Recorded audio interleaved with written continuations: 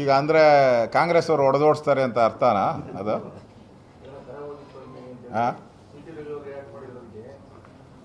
ನೋಡಿ, ಅವರು ಧೈರ್ಯವಾಗಿ ಯಾರು ಕರೆ ಮಾಡಿದ್ರು, ಎಷ್ಟೊತ್ತಿಗೆ ಕರೆ ಮಾಡಿದ್ರು, ಅವೆಲ್ಲ ಹೇಳ್ಬೇಕು ಅವರು. ಅದು ಬಿಟ್ಬಿಟ್ಟು ಗಾಳಿಯಲ್ಲಿ ಗುಂಡು ಹೊಡೆದ್ಬಿಟ್ರೆ ಅದನ್ನು ಯಾರು ಸಾಕ್ಷಿಯಾಗಿ ತಗೊಳಲ್ಲ. ಇದನ್ನ ಸರಿ ಹೇಳವ್ರು ಇದುವರೆಗೂ. ಫೋನ್ ಮಾಡೋದಂತ ವ್ಯಕ್ತಿ ಹೆಸರು ಹೇಳೋಕ್ಕೇನು ಬಿ ಜೆ ಪಿ ತಾನೆ ಹೇಳಿ? ಅಲ್ಲ, ಬಿ ಜೆ ಪಿ ತಾನಪ್ಪ, ಬಿ ಜೆ ಪಿ ಅವ್ರು ತಾನೇ ಮಾಡಿದ್ದು. ಯಾರು ಆಡಿಟ್ರು ಬಿ ಜೆ ಪಿ ಅಂತ ಹೇಳಿದ್ರಿ, ಹೇಳಿ.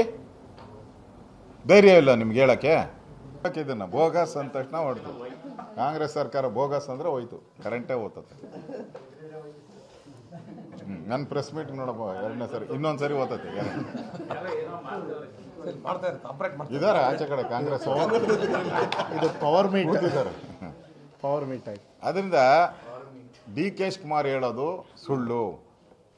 ಅವ್ರಿಗೆ ನಿಜವಾಗೂ ಫೋನ್ ಮಾಡಿದರೆ ಫೋನ್ ನಂಬರ್ ಯಾವುದು, ಎಲ್ಲಿಂದ ಬಂತು, ಯಾರು ಮಾಡೋದು ಅಂತ ಹೇಳಿ, ಜಗತ್ತಿಗೆ ಗೊತ್ತಾಗಲಿ.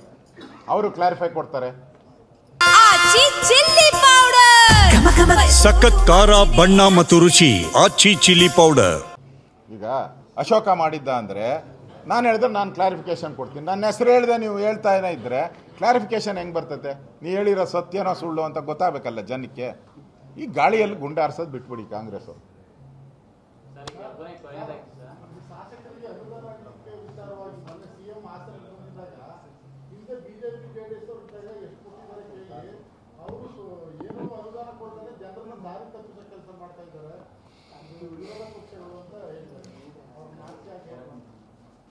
ಸಿದ್ದರಾಮಯ್ಯನವ್ರಿಗೆ ಮಾನ ಮರ್ಯಾದೆ ಇದ್ದರೆ ಬಿಡುಗಡೆ ಮಾಡಿ ಅದನ್ನು.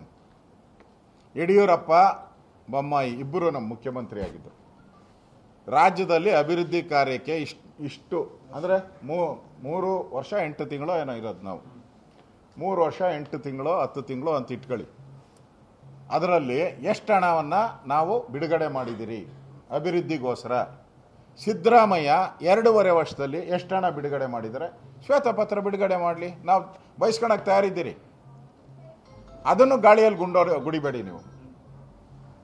ಅವರೇ ಹೇಳಿದ್ರು ಒಂದು ಕಡೆ ಜಾಸ್ತಿ ಹಣ ಬಿಡುಗಡೆ ಮಾಡಿಬಿಟ್ಟು ಹೊರಟವ್ರಂತೆ ನಾವು ಅಭಿವೃದ್ಧಿಗೆ, ಅದ್ರ ಸಾಲ ಇವ್ರು ತೀರಿಸ್ತಾವ್ರಂತೆ.